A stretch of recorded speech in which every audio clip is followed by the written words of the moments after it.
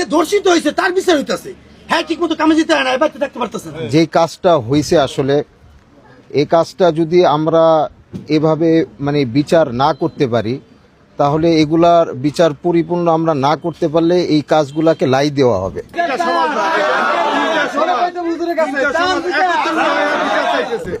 এবং সামনে এই কাজগুলা আরো ভয়ঙ্কর ভাবে ছড়ায় যাবে আমাদের সমাজে। তো এই জন্য এই বিচারটা আমি আজকে আসলাম, পরিপূর্ণ শুনলাম।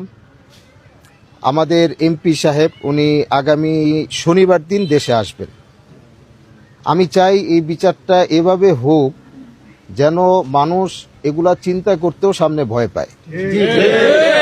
আমার কথা বুঝতে পারছেন?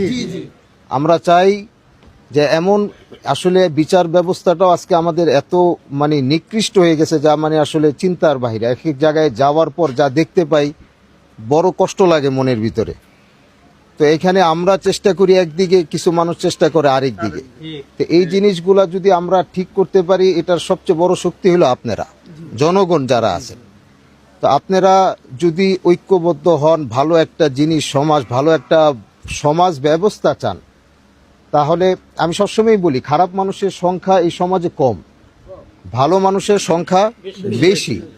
কিন্তু অল্প কিছু খারাপ মানুষের উপরে কিছু মানুষের হাত থাকার কারণে তারা বেশি লাই পাওয়া যায় এবং তারা এই সমাজের ভিতরে যত ধরনের খারাপ কাজ আছে সব চলাইতে থাকে।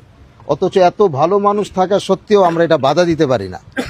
কিন্তু আমরা ভালো মানুষের সংখ্যা আপনি যদি হিসাব করেন দেখবেন সমাজে অবশ্যই বেশি আছে। তারা যদি একসাথে হয় এবং এই অন্যায়গুলোর বিরুদ্ধে দাঁড়াইতে পারে, তাহলে এই অল্প কিছু মানুষ টিকা এই সমাজে সম্ভব না। এই কারণে আপনাদের ঐক্যবদ্ধ হতে হবে। এবং আমি এই বিচারটা আজকে এই দিক থেকে শুনে গেলাম, আজকে আমি এই রায়টা দিব না। এটারে আমরা ইনশাল্লাহ এমপি সাহেব আসবেন, এই বিচারটা এমনভাবে করব যেন আগামীতে এই দত্তপাড়ায় মানুষ এগুলা চিন্তা করতেও যেন ভয় পায়। কথা বলছে। তো আমি জিনিসটা জানলাম এবং পুরা জিনিসটা বুঝলাম। এটা নিয়ে আমরা আলোচনা করব ইনশাল্লাহ। 1-2 দিনের ভিতরে আলোচনা করে একদম এমপি সাহেবের কাছে আমরা পুরাটা উপস্থাপন করব এবং তার কাছে আমরা আবদার রাখব এবং এমন একটা ব্যবস্থা যেন তিনি নেয় যেন সামনে এই কাজগুলা মানুষ চিন্তা করতেও যেন না পারে। ঠিক আছে? তো এই জন্য অনেক দিন হয়ে গেছে, এটা আমি জানি, এটা খুব কষ্টের বিষয়। লম্বা সময় আমাদের আরো আগে আসা দরকার ছিল, কিন্তু নানান ব্যস্ততার কারণে, অসুস্থতার কারণে আমরা আসতে পারি নাই। এজন্য আমি দুঃখ প্রকাশ করি এবং আমি আপনাদের এই ওয়াদা করতেছি যে এই বিষয়টা আমি এভাবে দেখব যেটা ইনশাআল্লাহ আপনারা অবশ্যই সন্তুষ্ট হবেন।